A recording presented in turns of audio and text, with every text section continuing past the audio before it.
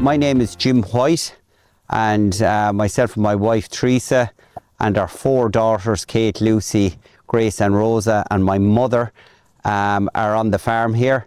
And I'm farming since I was young age. I took on the family farm here that my father had and my grandfather had, and we now have 215 cows currently today, and the young stock from that, maybe 50 in-calf heifers and 50 or 60 calves as well.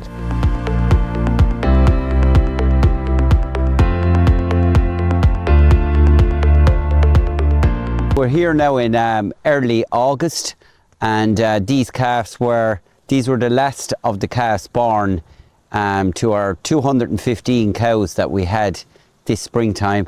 So these were a group of the last 20 or 30 that were born, and these are 15 of them here that were kept for the summer and reared on milk and then out to grass here, and they're eating a little bit of grassland clover in through the grass seed here, and they get a kilo of meal every day.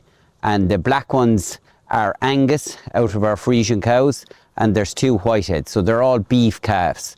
So the plan with these would be to keep them for the rest of the summer and hopefully be able to sell them before the winter to some other man that would like to put them into the shed and beef them up for cattle.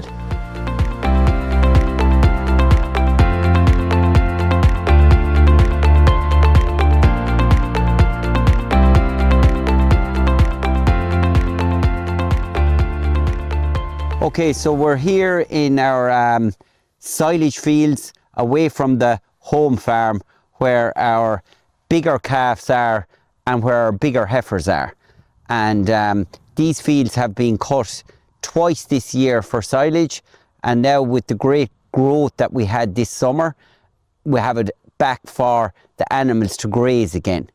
So it's lovely and green now, and these animals are able to get all their full diet from grass. They've no nuts, they've no hay or anything. They're eating everything from the green grass that's grown, and they're doing really well on it. Okay, so we're here now on the out farm where the bigger calves are. So these are the calves that were born first in the springtime. So they were born in late January, early February. And their mothers were our best milkers.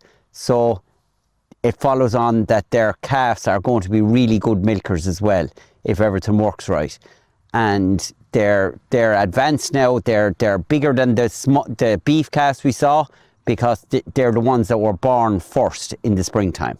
And they've done really well now. They've been inside and they're out and they're eating no meal at the moment. They're just getting grass and they're growing really well.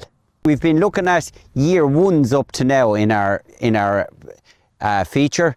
Now we're looking at these are into their 2nd year. So these ones have done really well. They had their winter, they went out in the springtime, and then they went back in calves. So these are in-calf heifers. And hopefully now, come next February, these will be calving down and having their first calves, and then they'll become cows.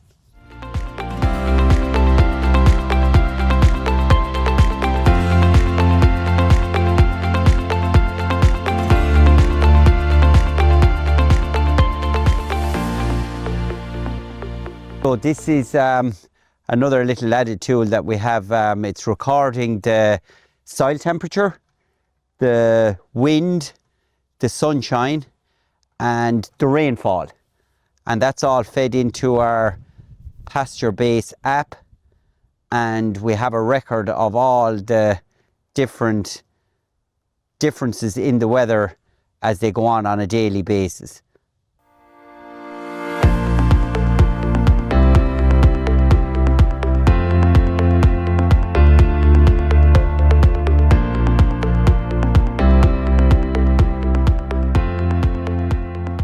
When we bring in the cows to milk them, the first thing we have to check for is to make sure the cows' udders are clean.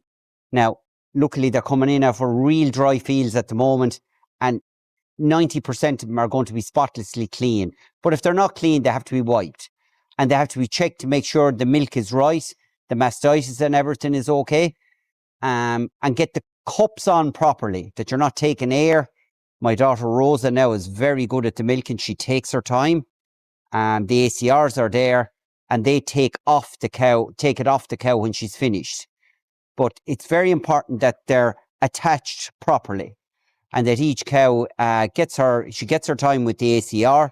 And then vitally important is the teat dipping afterwards, that you go around in a circle and make sure the teat is fully teat dipped to protect it from any infection going in.